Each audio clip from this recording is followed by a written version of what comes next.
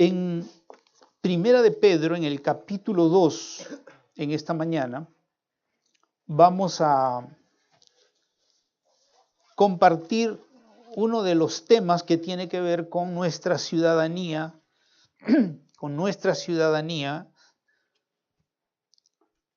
como parte del reino de Dios. Primera de Pedro, en el capítulo 2, en el versículo 5 y luego en el versículo 9. Primera de Pedro, capítulo 2, versículo 5, 2, 5 y luego versículo 9. Primera de Pedro, ¿ya? Primera de Pedro.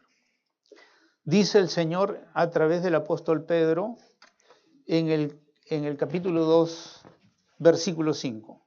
También ustedes, está hablando a la iglesia, también ustedes, como piedras vivas, sean edificados como casa espiritual. Sean edificados como casa espiritual para un sacerdocio santo, para ofrecer sacrificios espirituales aceptables a Dios por medio de Jesucristo. Versículo 9. Pero ustedes, está hablando a la iglesia, pero ustedes son linaje escogido. Ustedes son linaje escogido, son real sacerdocio, son nación santa, son pueblo adquirido para posesión de Dios, a fin de que anuncien las virtudes de aquel que los llamó de las tinieblas a su luz admirable. Amén y amén. Estamos tratando el tema acerca de el reino de Dios. Que cuando vamos a la Biblia, desde el capítulo 1 de Génesis, encontramos que Dios nos habla de que Él es un rey y que Él ha creado un mundo invisible primero y luego un mundo visible. Pero que su propósito al crear el mundo visible es que desde el mundo invisible, donde Él mora y donde está su trono, Él ha revelado que quiere gobernar el mundo visible. Para poder gobernar el mundo visible, desde el mundo invisible, Dios creó al hombre para que fuera gobernante en esta tierra. Génesis 1, 26 al 28 nos habla de este propósito de Dios al crear al hombre, que el hombre pudiera ser un gobernante en la tierra. Dios le dio la autoridad, lo creó primero, lo diseñó con el propósito de que él fuera el gobernante sobre la tierra, ¿no? Es como que, digamos, como alguien que es dueño del cielo y la tierra, y luego el Señor pone a alguien para que gobierne dentro de la creación. Ese fue el propósito de Dios al hacer la humanidad, al hacer el hombre y la mujer. Dios no quiso gobernar directamente, es decir, vivir en la tierra, sino desde el cielo, al crear un hombre, Génesis 1:26, a la imagen y su semejanza, es decir, las mismas características, la misma esencia de Dios, el hombre con esa esencia y siendo imagen y semejanza de Dios, pudiera ser gobernado por el Espíritu Santo y de esa manera Dios estableciera un nexo entre el hombre y Él en los cielos, en donde está su trono. Y de esa manera, a través del Espíritu Santo y del hombre que era imagen y semejanza de Dios, que tenía un espíritu como el Espíritu de Dios, además del Espíritu Santo, el hombre pudiese recibir toda instrucción, toda sabiduría, toda revelación, todo lo que Dios es en su imagen y semejanza para poder gobernar la tierra. Ese fue el propósito de Dios. Y creó al hombre y a la mujer y los dotó con esa capacidad. Y Dios le dijo, ejerzan dominio. Y la palabra dominio es sean reyes, gobiernen. La palabra rey es gobernante. Sean reyes sobre la tierra. Sean reinas sobre la tierra, le dijo a Eva. Ahora, esto debe cambiar totalmente nuestra vida. Porque yo no sé cómo se ve usted. Pero cuando Dios nos creó a su imagen y semejanza, nos creó para ser reyes. Y eso significa que Dios nos dotó de la habilidad en su imagen y semejanza de poder gobernar. ¿Gobernar sobre qué? La Biblia lo dice en el capítulo 1, versículos 26 al 28. Dice que fue para gobernar sobre los peces, sobre las aves, sobre todo animal, sobre toda la vegetación, sobre todos los minerales, sobre todo lo que había Dios hecho. Dios puso al hombre para que el hombre gobernara y lo tuviera todo bajo control, bajo orden. Y todo estaba sujeto a él. No es como ahora, ¿no? Que una serpiente lo pica y lo mata. No, en ese tiempo el hombre gobernaba sobre los animales se le sujetaban. Es más, ni siquiera intentaban hacerle ningún daño, absolutamente. El hombre dominaba, reinaba, gobernaba, ponía orden en toda la creación. Era el Señor de la creación, puesto por el Señor. Pero además de eso, al estar conectado con Dios por el Espíritu Santo, el hombre recibía toda dirección de Dios. Todo lo que el hombre necesitaba saber, solo necesitaba hablar con Dios, porque ahí estaba el Espíritu Santo para que pudiera relacionarse directamente con Dios. Y además Dios lo creó no solo para gobernar la creación, sino para autogobernarse a sí mismo. Que ninguna cosa lo gobernara a él, sino él pudiera autogobernarse a través de las leyes de Dios que Dios le daría y a través también del Espíritu Santo. Entonces Dios nos dotó para que podamos gobernar también sobre nuestra vida, sobre todas las áreas. No fuéramos gobernados por nuestras emociones y cometiéramos y tomáramos decisiones equivocadas. No para que fuéramos gobernados por nuestros propios pensamientos, sino por los pensamientos de Dios, para que nuestros pensamientos no destruyeran nuestra vida, porque hay caminos que al hombre le parecen derecho, pero su fin son caminos de muerte. Porque el Señor dice, mis pensamientos no son vuestros pensamientos. Entonces Dios quería que a través de su Espíritu y su palabra ellos pudieran gobernar sobre sus pensamientos, gobernar sobre sus emociones, gobernar en las decisiones que ellos iban a tomar, gobernar sobre sus circunstancias. Ninguna cosa los gobernaran a ellos, que la muerte o la enfermedad o cualquier situación difícil en la vida, cualquier presión en la vida los dominara y entraran en la depresión y en la angustia y en las pastillas. No, Dios no quería eso para el ser humano. Quería que Él gobernara sobre todo. Su vida, sus circunstancias. Que cuando él tuviera una necesidad, solo pidiera al Señor y el Señor le daría todo lo que él necesitaba. Porque Dios quería influenciar desde el cielo a la tierra. ¿Por medio de quién? Del hombre. Entonces, Dios nos creó para manifestar su gloria. ¿Qué significa esto? Que Dios nos creó para que nosotros pudiéramos revelar la naturaleza de Dios, el carácter de Dios, los atributos de Dios. Dios quería que siendo el hombre creado a su imagen y semejanza, el hombre revelara a Dios. Eso es la gloria de Dios. La gloria de Dios es la revelación de su naturaleza, de sus atributos, de su carácter. El hombre quería que así como Dios era santo, y él habiendo sido creado a su imagen y semejanza, él también fuera santo. Que como Dios es bondadoso, el hombre también fuera bondadoso. Que como Dios era recto, el hombre también fuera bueno. Que como Dios es justo, el hombre también fuera justo. Que como Dios es misericordioso, el hombre también fuera misericordioso, compasivo. Que como Dios es paciente, el hombre también fuera paciente. Y que como Dios es sabio y tiene todo conocimiento y toda sabiduría, entonces el hombre también fuera sabio. Y que como Dios es amor, entonces el hombre también fuera un hombre, una persona llena de amor. Y que como Dios es bueno, también el hombre fuera bueno. Es decir, reflejar todo el carácter de Dios. Estoy hablando del carácter de Dios. Que como Dios es verdad, el hombre también actuara en la verdad, no en la mentira, el engaño, en la hipocresía. No, esos son aspectos diabólicos. Esos son aspectos del carácter del diablo, de Satanás. Satanás sí es lo contrario a Dios. Dios es fiel, Satanás es infiel. Dios es verdad, Él es engaño y mentira. Dios es bueno, Él es malo. Dios es amoroso y el diablo no tiene amor a nada ni a nadie, solo a sí mismo. Dios es paciente y el diablo no, es destructor, quiere destruir la vida del ser humano. Dios es justo, el diablo es injusto. Dios es recto, hace las cosas con rectitud, el diablo hace lo contrario, hace lo chueco, lo torcido.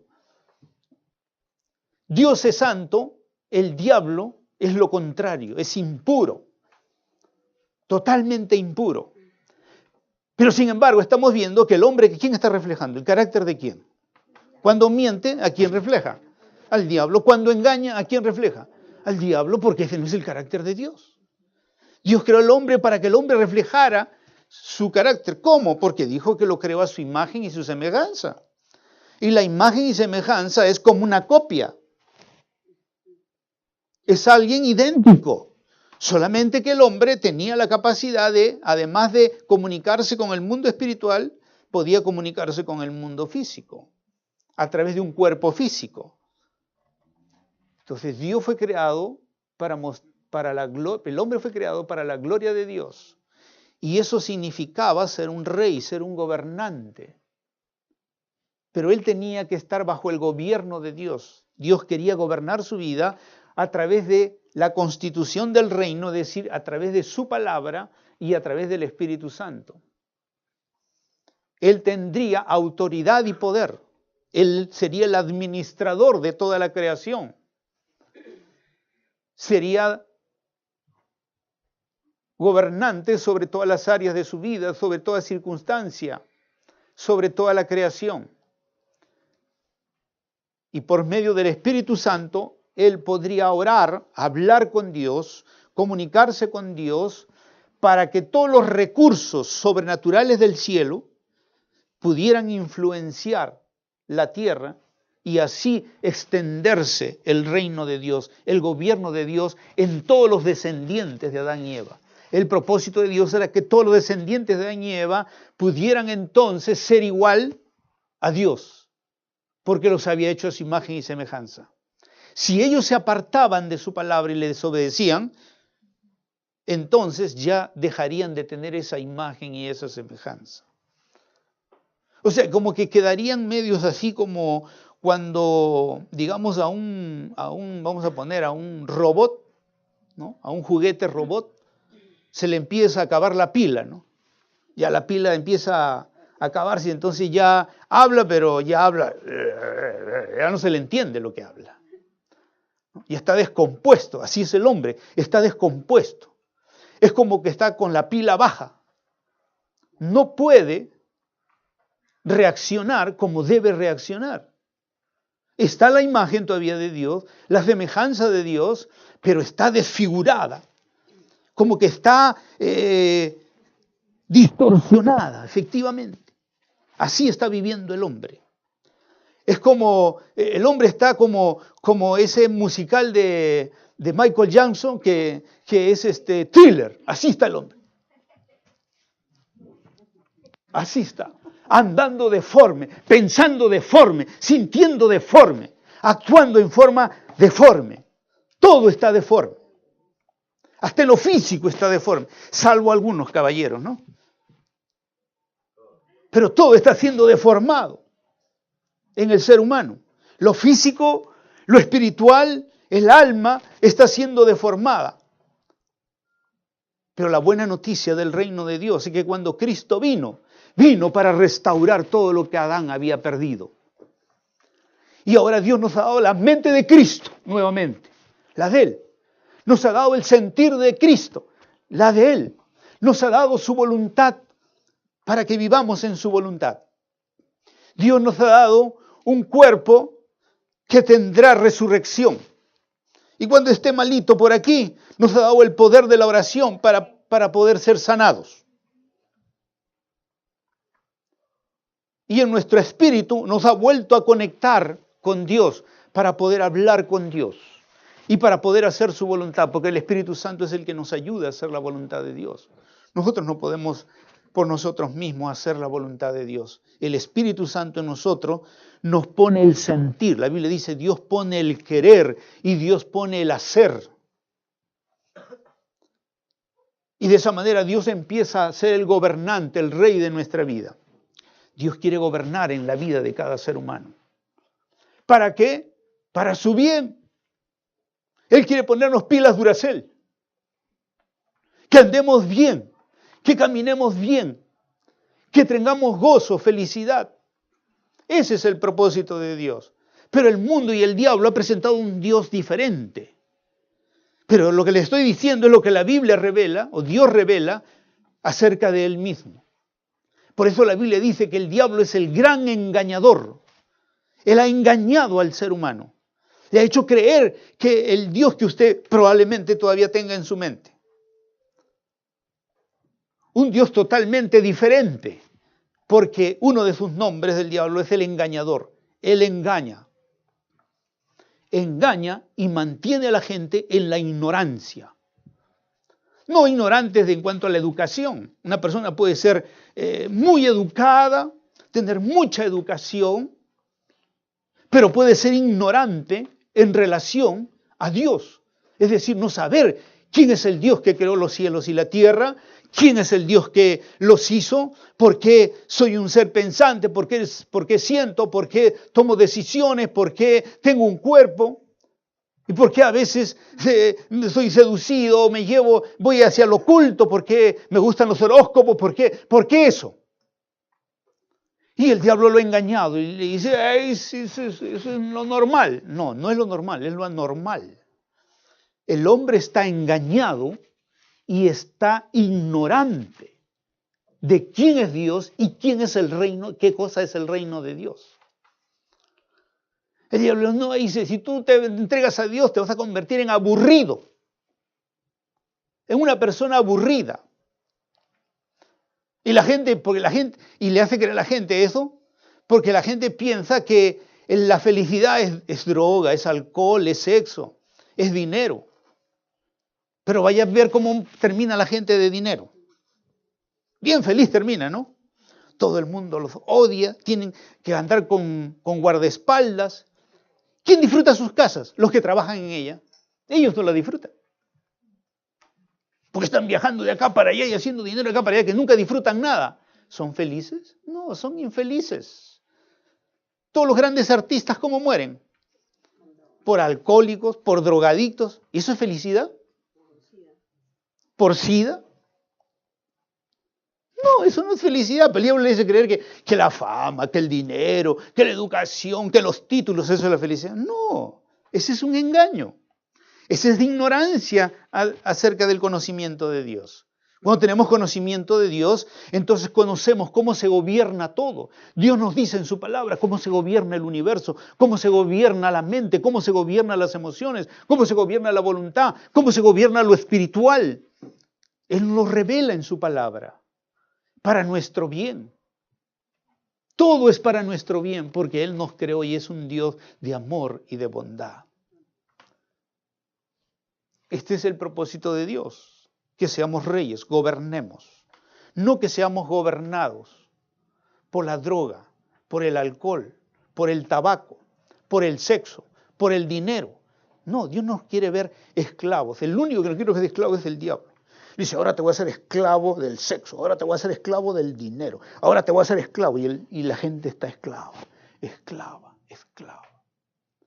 Y lo hace cometer pecados y lo hace esclavo. Todo el que comete pecado, dijo Jesús, se hace esclavo del pecado. Y la gente vive como esclava. Pero dice, soy libre, dice. ¿Libre de qué? ¿De qué? Si nunca puede hacer lo que quiere. Está haciendo lo que él piensa que quiere, pero es lo que lo domina, no es lo que realmente quiere. Dios nos ha hecho para ser gobernantes, gobernarla sobre toda área de nuestra vida, mente, emociones, voluntad, espíritu, cuerpo. Podamos gobernar sobre las circunstancias. Que cuando me suceda una desgracia, no diga, aquí se acabó mi vida ya. Job era un hombre de Dios. Y primero perdió a todos sus hijos. Vino un terremoto y ¡pam!, murieron todos. Y después vino gente extraña y se robó todo su ganado, se robó todos sus animales, todo lo que tenía, que era la inversión. En ese tiempo el ser ganadero era pues ser un hombre rico. Y la Biblia dice que era el hombre más rico que había. No era cualquier rico, era el más rico. Y dice que vinieron y le quitaron todo lo que era su riqueza.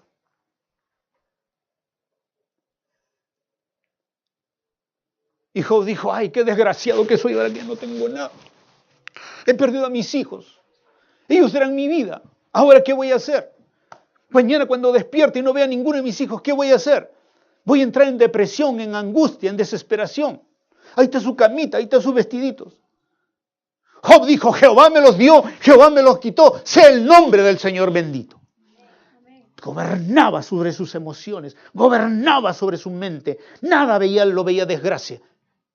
Él sabía que si Dios le había quitado, Dios le podía volver a dar mejores hijos de los que había perdido. Y no se hundió en la desesperación, no se hundió en la desgracia, no se hundió en malos pensamientos, no se hundió. Pero hoy a ver que le quiten ustedes un hijo, ya no vienen a la iglesia. Si Dios me ha quitado un hijo. ¿Quién domina? ¿Usted o sus emociones?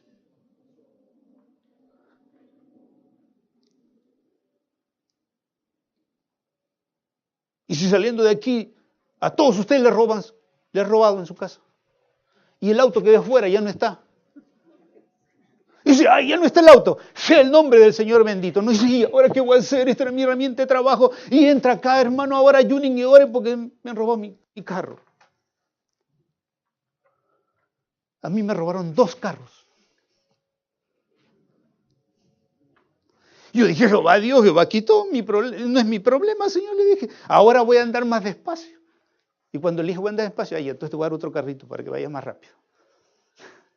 Claro, le dije, Señor, si tú me mandas a hacer cosas y no tengo un carro y tengo que hacer muchas cosas, entonces simplemente lo voy a hacer más lento, ¿no? Voy a tomar mi micro. Pero ni bien había terminado de perder el carro, ya vino otro, ¿no? Entonces dijo, Señor, pues,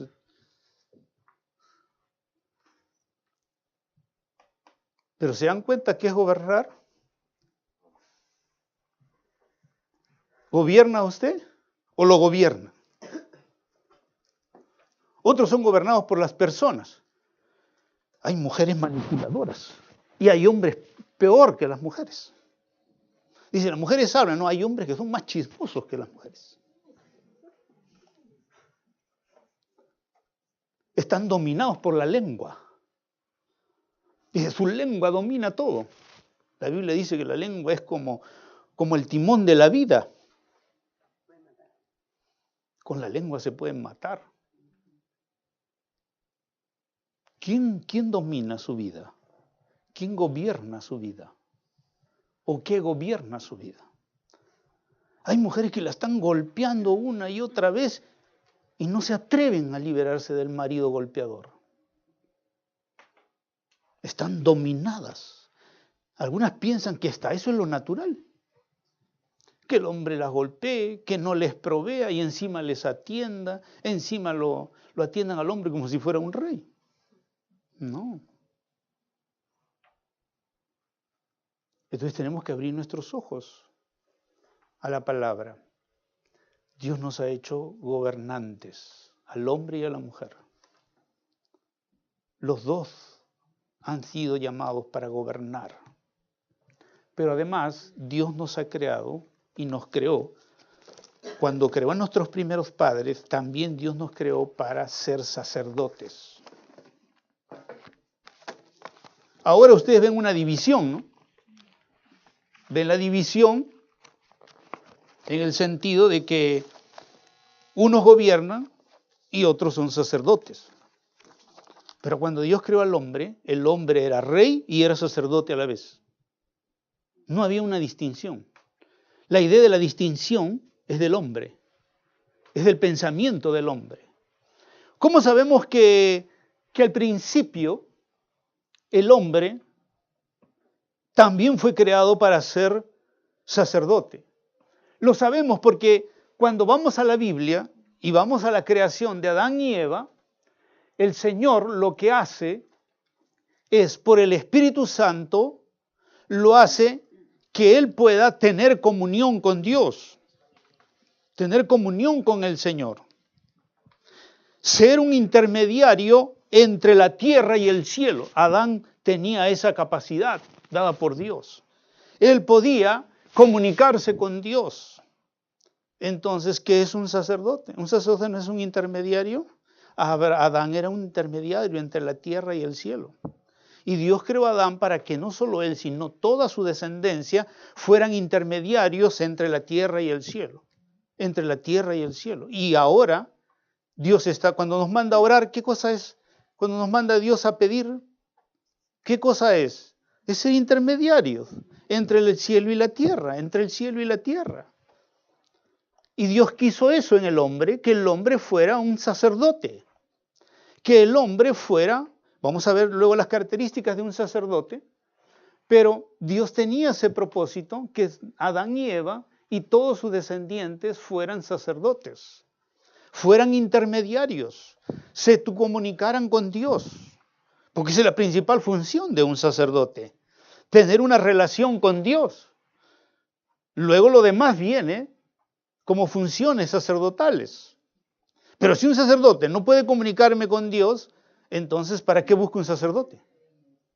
Usted iría a una iglesia católica y llega y no hay ningún sacerdote, está el monaguillo nomás. ¿Usted le haría caso al monaguillo? No. Usted querría ver al sacerdote. Porque su principal función es ser un intermediario entre el cielo, entre la tierra y el cielo.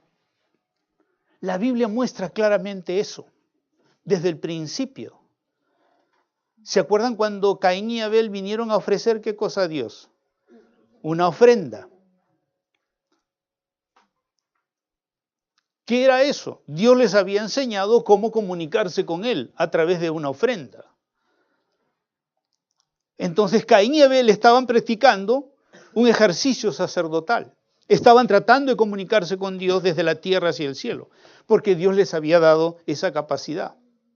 Y porque Dios también les había mostrado eso, tanto a Adán y Eva como a sus hijos. Si no, nunca Caín y Abel hubieran ido a ofrecer una ofrenda a Dios. ¿Quiénes ofrecen ofrendas a Dios? Los sacerdotes. Ellos son los que ofrecen, están en un altar y ofrecen. Esa es la figura que nosotros tenemos de un sacerdote. Alguien que va a un altar y ofrece ofrendas a Dios. Eso eran nuestros primeros padres, eran sacerdotes, sus hijos fueron sacerdotes. Ahora, que uno era mal sacerdote es otra cosa, ¿no? Caín era un mal sacerdote, porque se presentó a Dios como a él le dio la gana, como a veces nosotros hacemos también. Nos presentamos a Dios como nos da la gana. ¿Sí o no? O ustedes, todo lo que ustedes están aquí, hacen como el Señor quiere. A veces hacemos lo que nos da la gana. Y Caín era una persona así. Pero cuando nosotros vamos a la palabra de Dios, ahí encontramos desde Génesis, desde Adán, desde Noé, encontramos que Dios le va a decir a Noé, entonces Noé edificó un altar al Señor y tomó todo animal limpio y toda ave limpia y ofreció holocaustos en el altar. Holocausto es ofreció un animal, lo sacrificó y luego lo quemó, porque el holocausto era una ofrenda que después de sacrificarla se quemaba hasta que quedara cenizas. Y eso es lo que hizo Noé. ¿No es eso un oficio sacerdotal? Sí, ese es el oficio sacerdotal. Eso fue lo que hicieron más tarde los levitas. Ofrecer holocaustos sobre un altar al Señor. Noé lo hizo. Cuando vamos a Génesis 22, en el versículo 13, dice, y entonces Abraham alzó los ojos y miró y vio un carnero detrás de él trabado por los cuernos en un matorral, y Abraham fue y tomó el carnero y lo ofreció en holocausto en el lugar de su hijo. Abraham era un sacerdote. Ofrecía sacrificios a Dios. Isaac fue un sacerdote. En el capítulo 26, en el versículo 25, la palabra del Señor dice: y allí Isaac construyó un altar e invocó el nombre del Señor y plantó allí su tienda, y allí abrieron los siervos de Isaac un pozo. Si construyó su altar e invocó el nombre del Señor, quiere decir que ofreció también un sacrificio, porque no se podía invocar el nombre del Señor, según lo que estamos viendo, sin ofrecer sacrificios, sin ofrecer holocaustos. Esa era una instrucción de Dios desde que Adán y Eva pecaron. Era la manera como ejercían su oficio sacerdotal. Jacob, el hijo de Abraham, tuvo como hijo a Isaac, Isaac tuvo como hijo a Jacob, y en el capítulo 33 también se nos menciona que Jacob hizo lo mismo. Jacob 33, 18 dice: Jacob llegó sin novedad a la ciudad de Siquem, que está en la tierra de Canaán, cuando vino de Parán Arán y acampó frente a la ciudad. Versículo 20. Y allí levantó Jacob un altar y lo llamó el Eló. Dios es el Dios de Israel. Todos los patriarcas todos los descendientes, fueron sacerdotes. ¡Ah! No sabía eso, pastor. Todos fueron sacerdotes. Dios creó a Adán y Eva y a todos sus descendientes con el oficio de sacerdotes. Todos eran sacerdotes. Sin embargo,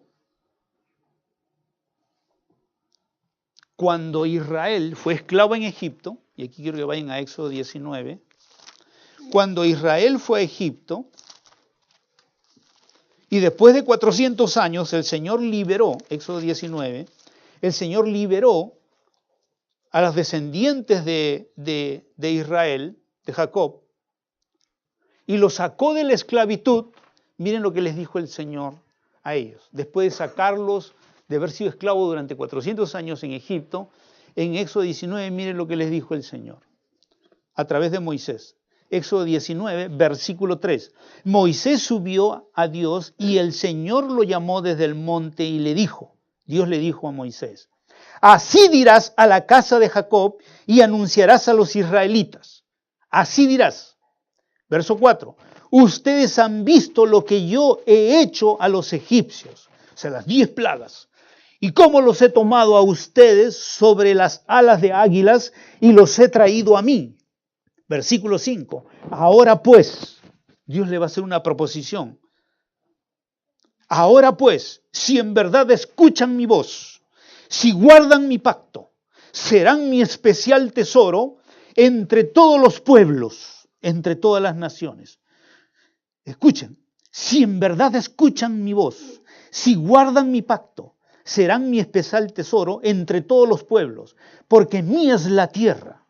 Verso 6, ustedes serán para mí un reino de sacerdotes y una nación santa.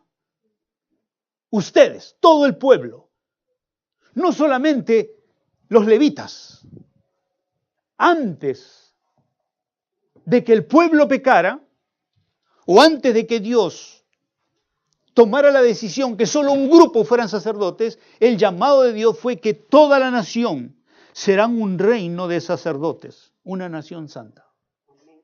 Todos iban a ser sacerdotes en Israel. Ese fue el plan de Dios, igual cuando había sido con nuestros primeros padres, igual como fue con los patriarcas Noé, Abraham, Isaac, Jacob. Igualito, Dios no había cambiado en eso. Pero el pueblo pecó. Cuando Moisés fue a recibir la ley y bajó, ¿cómo lo encontró el pueblo? Habían hecho un ídolo, estaban postrados ante el hilo y Dios se enojó y dijo, ya no van a ser sacerdotes. Han pecado. Han despreciado el ser sacerdotes como nación. Ahora solamente un grupo va a ser sacerdote, los levitas. Y así empieza el ministerio levítico. De todas las 12 tribus, de todos los 12 grupos de los hijos de Jacob, que es Israel, solamente Dios designó Dios designó solo a Aarón y a su familia. Aarón tenía 4 hijos. 2 se le murieron. Bueno, no se le murieron. Dios mató a 2 de ellos. Porque el Señor les había dicho cómo debería ser su ministerio sacerdotal. Y ellos hicieron lo que les dio la gana. Entonces dije, ustedes quieren hacer lo que les gana. Muy bien, van a dejar de ser sacerdote. Pero les quitó la vida. Fueron a ofrecer algo que no era correcto, que Dios no había dicho, como muchas veces nosotros hacemos. Ofrecemos a Dios cosas incorrectas. Cuando usted debe dar el 10 y da el 5, usted está ofreciendo algo incorrecto. ¿Se ha puesto a pensar eso? 2 de los 4 hijos de Aarón se acercaron a la presencia de Dios y ofrecieron algo incorrecto.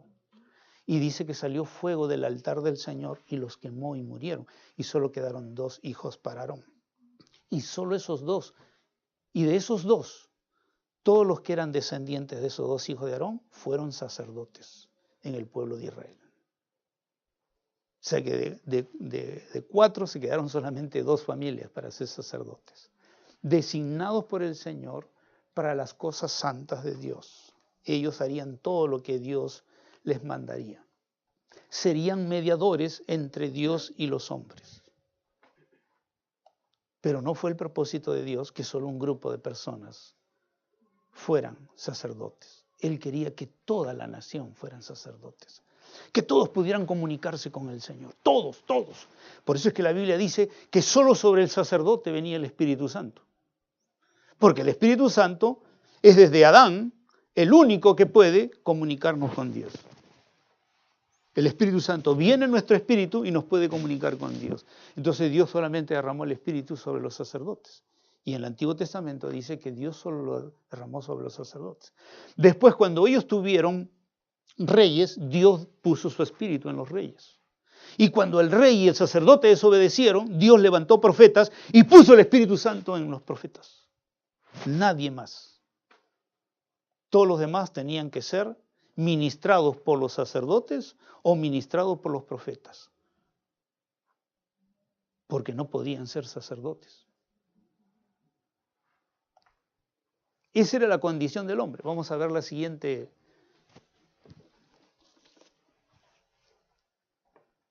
Dios vuelve a hablar del sacerdocio en el Nuevo Testamento.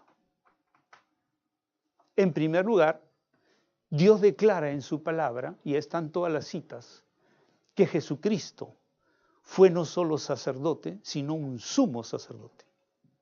Cuando Cristo vino a la tierra, ¿qué es una de las características de la vida de Cristo? Él enseñaba, Él predicaba, Él sanaba a los enfermos, liberaba a los demonios, pero también ¿qué hacía? Siempre estaba orando. Hacía los milagros y después se iba solo a orar. Así está en la Biblia. Hacía milagros y después no se iba a festejar, ¿no? Sino se iba a orar. Y cuando era, dice, de madrugada, de muy madrugada, cuando todavía no había salido el sol, todavía era oscuro, Jesús estaba orando. Siempre estaba orando. Y cuando a la gente le increpaba algo, decía, no sé, yo lo único que hago es lo que el Padre me ha mostrado cuando yo oraba, eso que el Padre me ha mostrado, eso hago. ¿Y por qué haces milagros en el día sábado, que no se debe hacer, según los judíos? Porque el Padre me ha dicho que haga milagros el día sábado.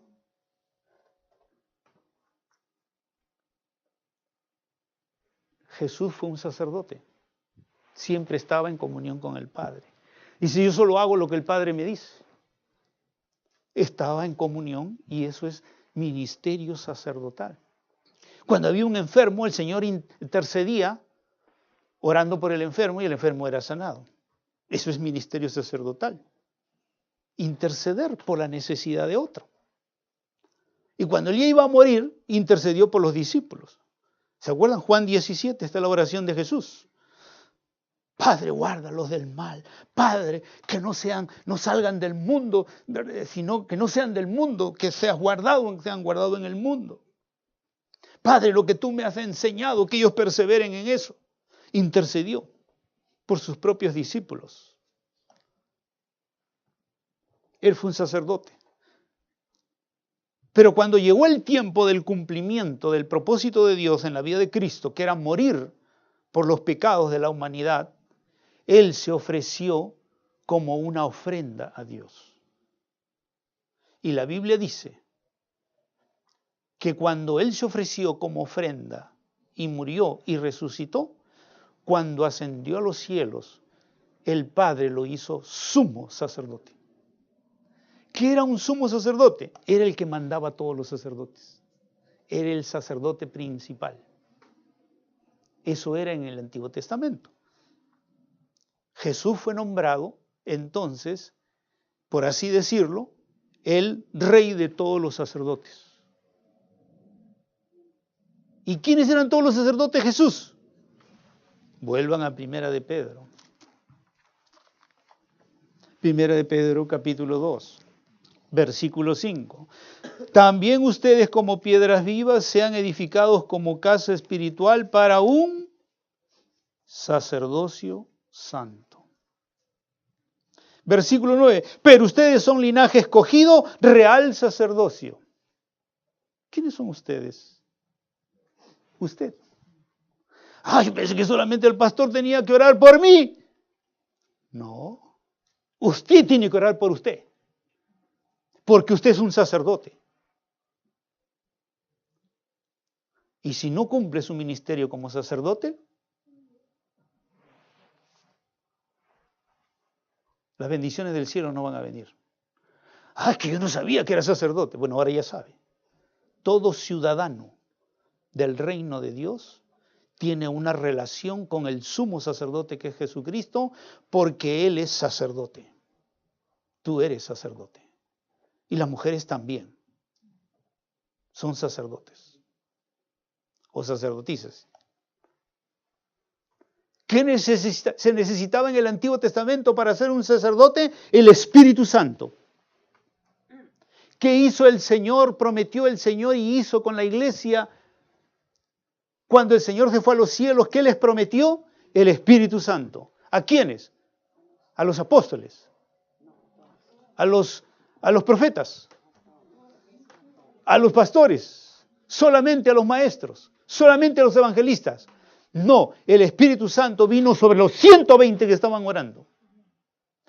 Entonces, se constituyeron en sacerdotes. Y ahí dice, tus hijos y tus hijas profetizarán.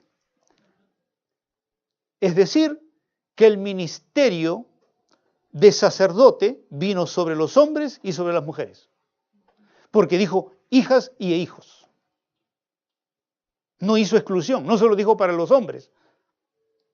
Dijo que las mujeres también serían sacerdotes. Por el Espíritu Santo, en el reino de los cielos, tú eres un sacerdote. Eres un sacerdote de Dios para el mundo. Primera de Pedro 2:5. Son casa espiritual para un sacerdocio. Versículo 9, ustedes son linaje escogido, real sacerdocio. Ahí están las dos cosas. Real, rey. Serán reyes y sacerdotes. Esa es tu identidad. Ahora, yo no sé si un rey anda agobiado por dinero. No sé si usted ha conocido un rey que ande agobiado por dinero. Los reyes no andan agobiados por dinero. Los reyes no andan agobiados por casa. Tienen tremendos palacios.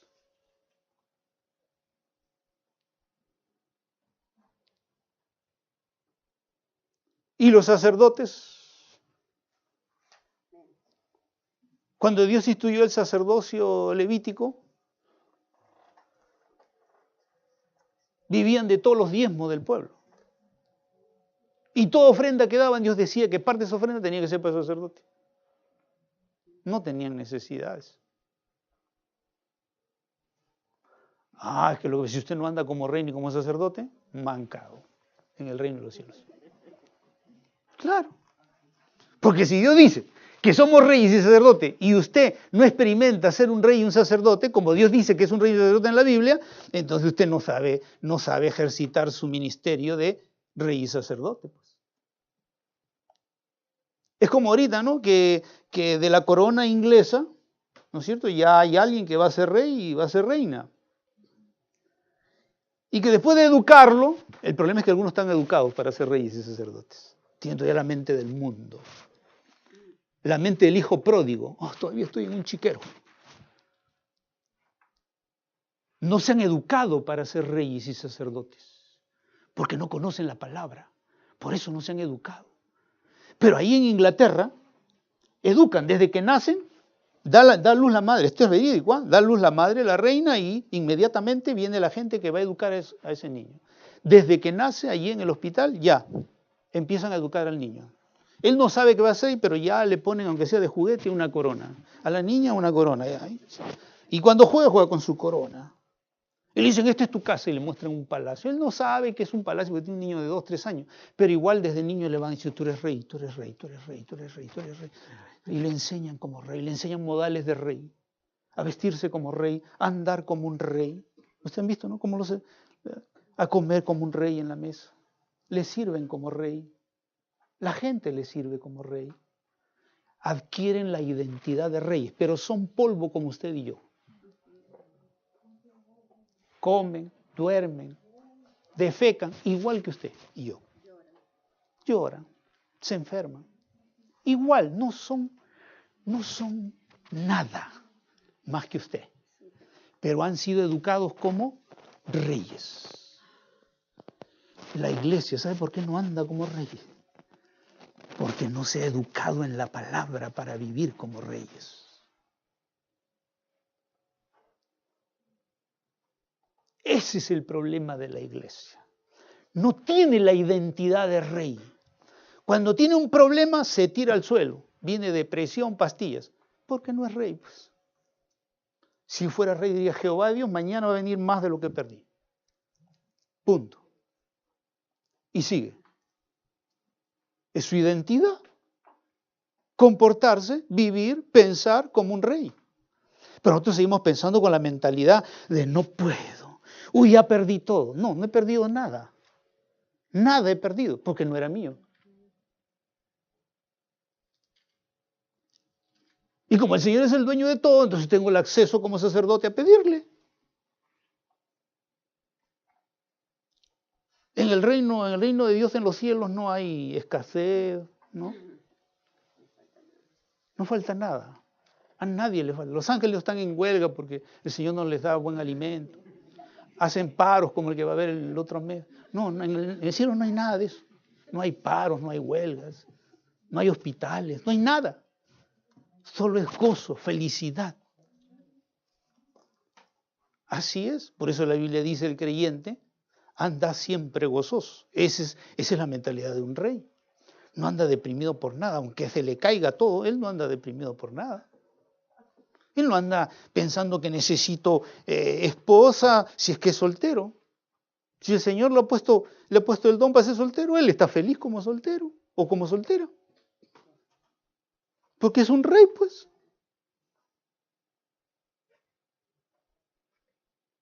¿Me entienden? Entonces, ¿qué le falta a ustedes para ser reyes? Ya tienen el diseño, ya tienen el mandato. Empezar a educarse como reyes. Si tienen que leer la palabra, pues léanla, estúdienla. Y digan, Señor, esto es mío, gracias.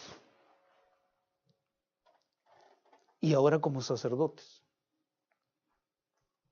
Si el Señor hubiera puesto sacerdotes para no escucharlos, entonces ¿para qué puso sacerdotes? El hecho de que usted sea sacerdote le asegura que Dios lo va a escuchar.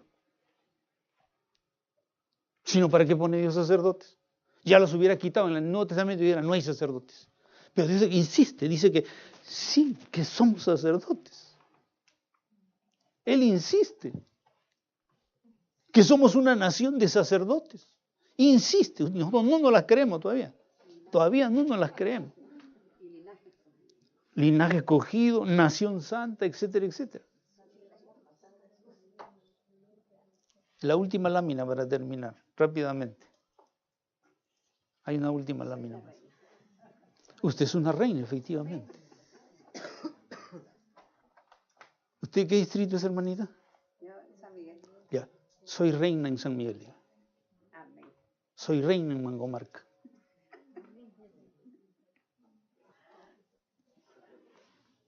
Los sacerdotes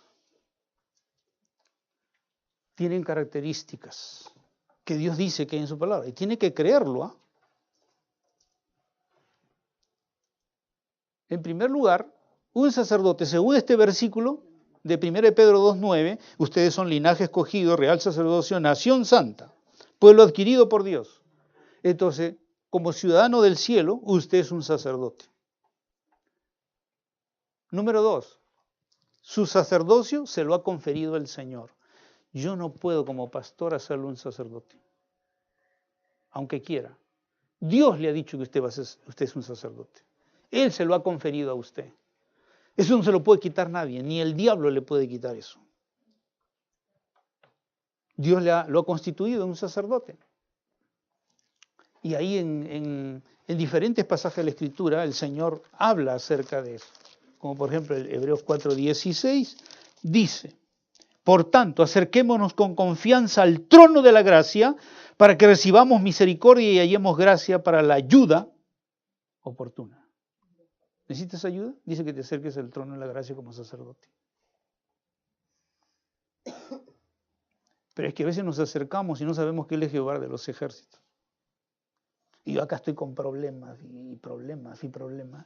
Y si te has acercado al trono de la gracia, bueno, también aquí está Jehová de los ejércitos. ¿Cuántos ángeles quieres? Uno, Señor, me basta, nada más.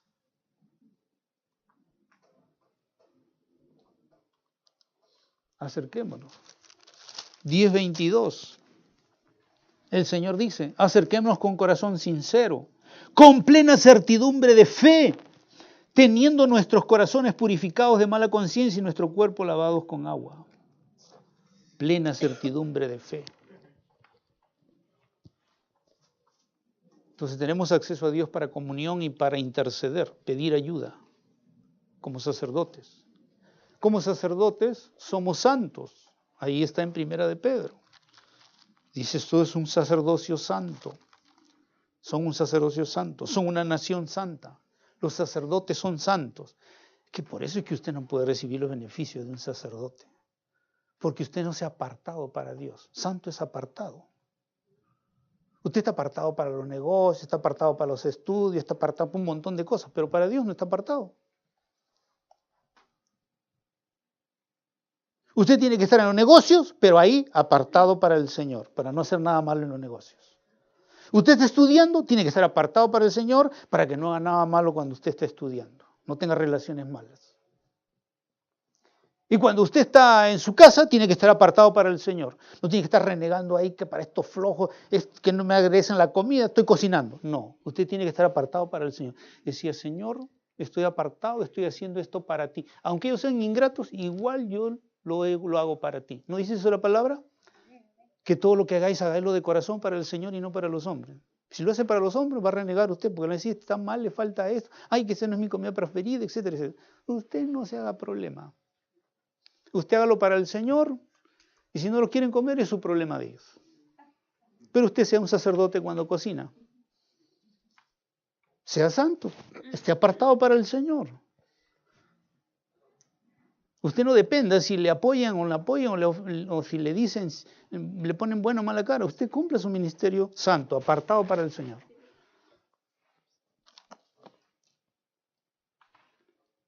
Lleno del Espíritu Santo. Un sacerdote ministraba porque tenía el Espíritu Santo y estaba lleno de él. Cuando los sacerdotes dejaron de ministrar, dejaron de tener al Espíritu Santo, porque en el Antiguo Testamento se iba,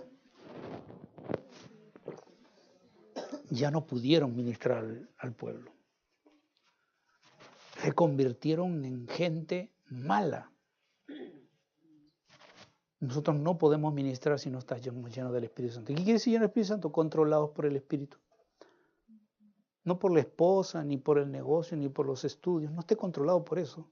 Que el Señor lo controle. Que el Espíritu lo controle. En sus decisiones. Lo controle el Espíritu. Entonces,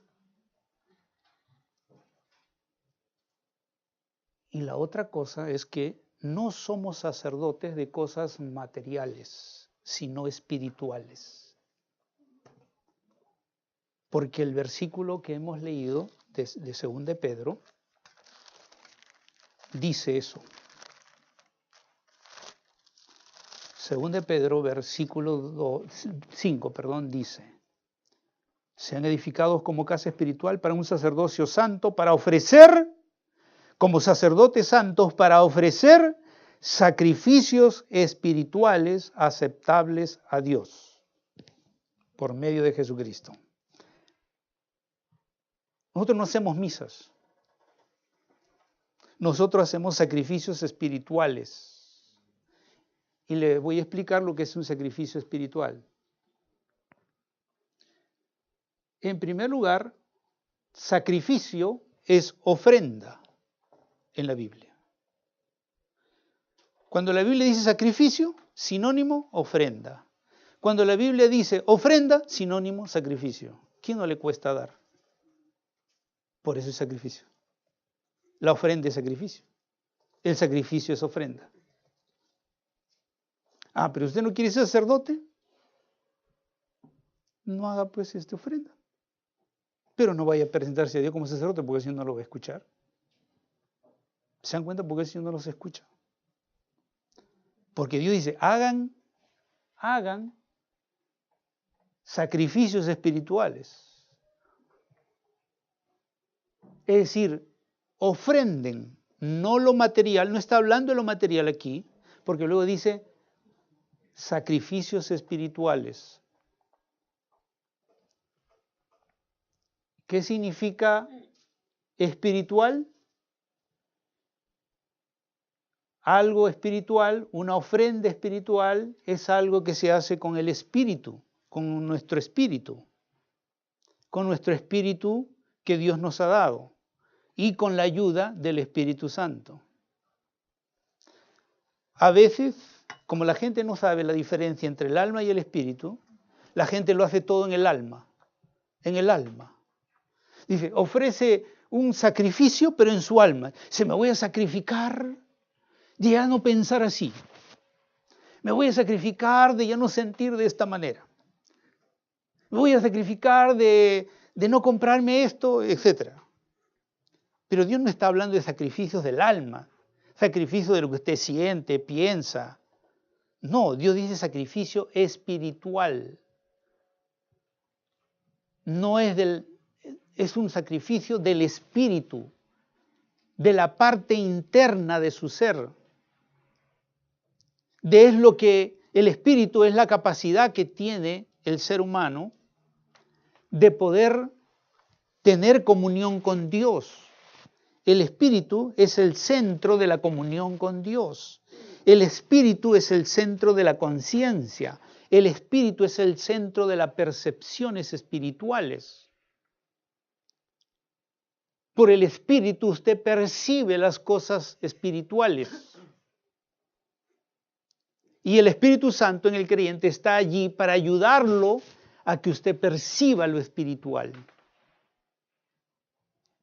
Que de repente usted quiere hacer algo y su espíritu, o el Espíritu Santo, su espíritu le dice no lo hagas. De repente es un negocio, de repente es un contrato, de repente es una compra, y el dice no hagas. El espíritu, pues su mente le dice, uy, a mí me gusta, sí, está todo perfecto como yo, y la mente le dice, sí, y me siento muy bien si lo voy a comprar. El alma le dice sí, pero no es un asunto del alma, es un asunto del espíritu. Es que usted internamente, por el Espíritu Santo, sepa que eso es algo que Dios quiere. No por la mente, sino por el Espíritu. El Espíritu Santo le dice, eso es lo que eso hace. Entonces, es una ofrenda de nuestro espíritu. Y en esta ofrenda de nuestro espíritu, la palabra mismo enseña, en Juan 4:24, dice que Dios busca adoradores, pero busca adoradores en el alma. Juan 4:24 dice que Dios busca adoradores en espíritu. Cuando usted viene acá, no viene para adorar a Dios en su alma, sino en su espíritu. Dios busca adoradores en espíritu. Si no sabemos esto, ¿cómo vamos a ser sacerdotes? Pues? Todo lo ofrecemos en el alma, y dice. Tiene que ser en el espíritu. Ofrenda es de nuestro espíritu al Señor. Ahora, también sacrificios espirituales es una actitud de consagración al Señor. Los sacrificios espirituales, estamos centrados en los sacrificios espirituales, primero es una ofrenda de nuestro espíritu, luego es una ofrenda de consagración al Señor, pero de toda nuestra vida, porque Romanos 12 dice eso. Dice, os ruego por las misericordias de Dios que presentéis vuestro cuerpo, sinónimo de vida, presentéis vuestros cuerpos como un sacrificio vivo, santo, agradable a Dios. Dios quiere que te consagres a Él para ser un sacerdote. Es como que, digamos, en el Antiguo Testamento, un sacerdote no hacía otra cosa más que lo que era su trabajo sacerdotal. Él tenía que de la mañana hasta la noche estar cortando animales, sacrificando animales, luego entrando al lugar santo y cuando respondía entrar al lugar santísimo. Ese era su trabajo. Entonces nosotros también, toda nuestra vida tiene que ser consagrada. Algunos piensan que solamente consagrado quiere decir apartado, separado para Dios, en todo lo que hacemos. Esto significa que no voy a hacer nada que yo sepa que no es la voluntad de Dios. Consagrado es una vida rendida para hacer la voluntad de Dios. Voy a hacer la voluntad de Dios en mi trabajo, hacer la voluntad de Dios en mis relaciones, hacer familiares, hacer la voluntad de Dios en mis estudios, hacer la voluntad de Dios donde quiera que esté. Cuando estoy cocinando, lavando, planchando, cuando estoy haciendo todo lo que haga, consagrado para el Señor. Haciéndolo como para el Señor. Eso es un sacrificio espiritual. La consagración de nuestra vida es un sacrificio espiritual. La Biblia señala que otro sacrificio espiritual es la adoración. Ya no tengo tiempo para mirar los versículos, pero otro sacrificio espiritual, otra ofrenda del Espíritu a Dios es la adoración. Dios busca adoradores. Dios quiere que usted sea un adorador. ¿Y qué es un adorador? Si no sabemos qué es un adorador, entonces ¿cómo vamos a ser sacerdotes?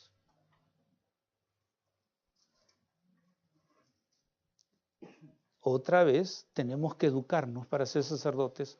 ¿Por dónde? Por la palabra. Pero si no queremos estudiarla, si no queremos darle un tiempo, entonces no podemos ejercer. Somos sacerdotes, pero inactivos. Porque los sacerdotes somos, pero estamos sin actividad. Entonces, el sacerdote ofrece sacrificios espirituales. Esto es adorar.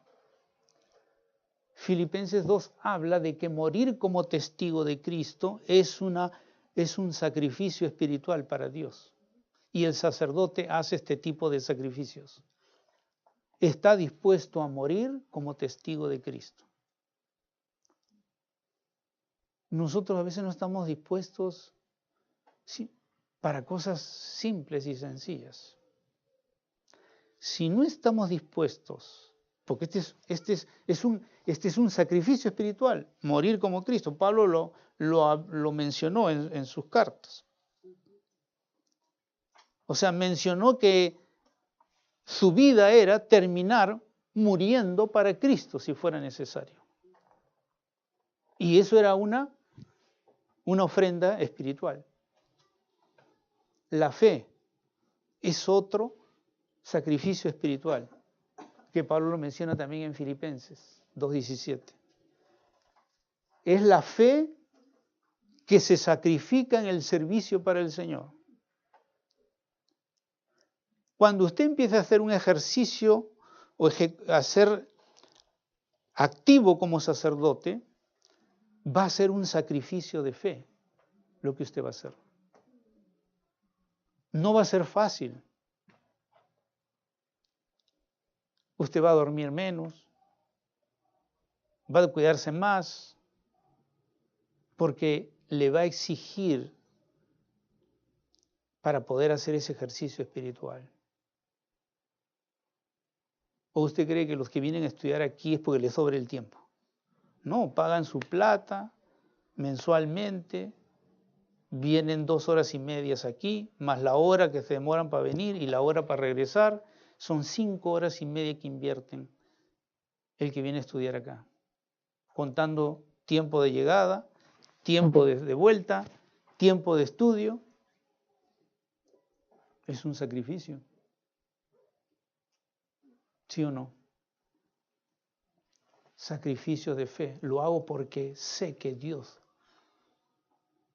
me está mandando a hacerlo, pero también hay una recompensa. Voy a ser un sacerdote realmente para el Señor. Y finalmente Pedro dice, para que anunciéis. Los que somos sacerdotes anunciamos.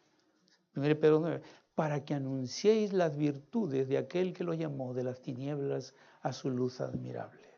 Si no compartimos el Evangelio de Cristo, no estamos cumpliendo un ministerio sacerdotal. No somos sacerdotes. Ahora se da cuenta por qué no son oídas sus oraciones como sacerdotes. Porque eso es lo que la Biblia dice, que es un sacerdote. Todo lo que les he mostrado es lo que la Biblia dice que es un sacerdote. O sea, es como gente que tiene el título, ¿no? Título, contador, pero nunca ha ejercido la contabilidad. Nunca ha sido contador de nadie. Así hay muchos creyentes en la iglesia. Son sacerdotes, pero nunca han ejercido la función de sacerdote.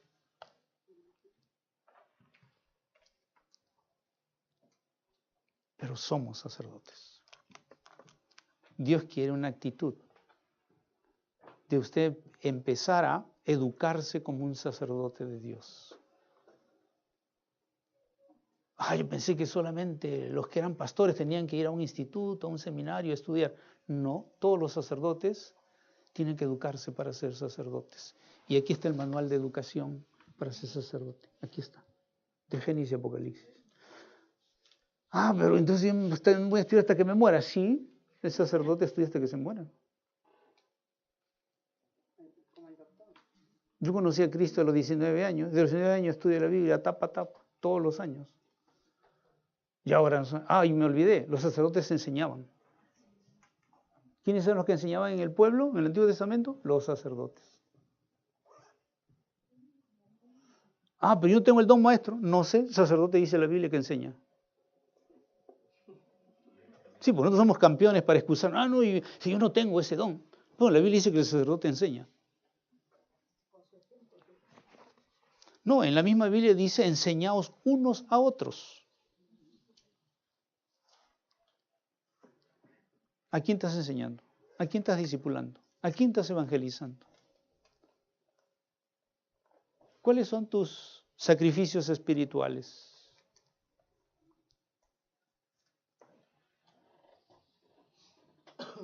¿Estás consagrado al Señor para poder ministrar como sacerdote?